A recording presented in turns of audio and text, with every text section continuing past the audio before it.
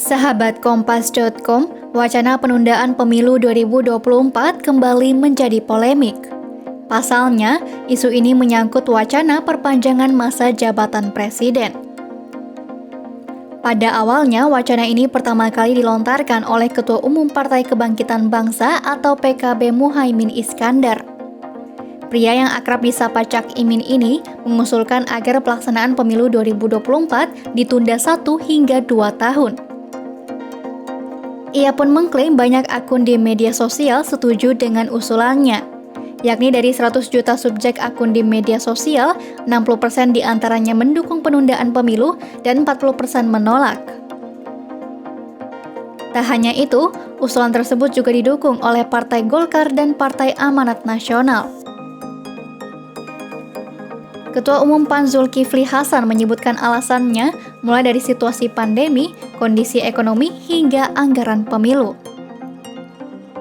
Pada Januari lalu, usulan memperpanjang masa jabatan presiden juga sempat disampaikan oleh Menteri Investasi atau Kepala Badan Koordinasi Penanaman Modal atau BKPM Bahlil Lahadalia. Bahlil mengaku usulan itu datang dari para pengusaha yang bercerita kepadanya.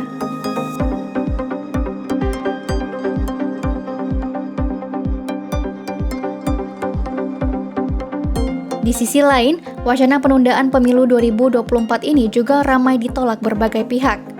5 partai politik yakni PDIP, Nasdem, Demokrat, PKS, dan PPP menyatakan menolak wacana tersebut. Sekretaris Jenderal PDIP Hasto Kristianto menilai wacana penundaan pemilu tidak penting dibicarakan. Sebaliknya, persoalan kenaikan harga kebutuhan pokok rakyat hingga kelangkaan minyak goreng dinilai lebih penting ditangani segera.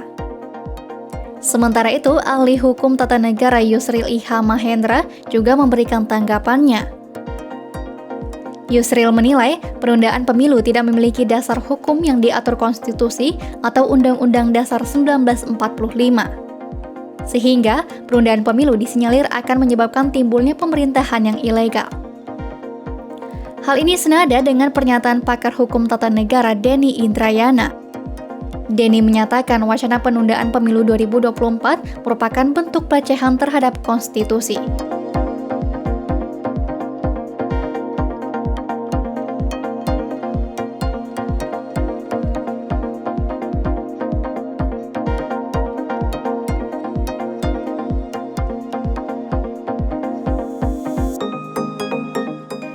Terkait wacana ini, Presiden Joko Widodo telah berulang kali menyatakan sikapnya.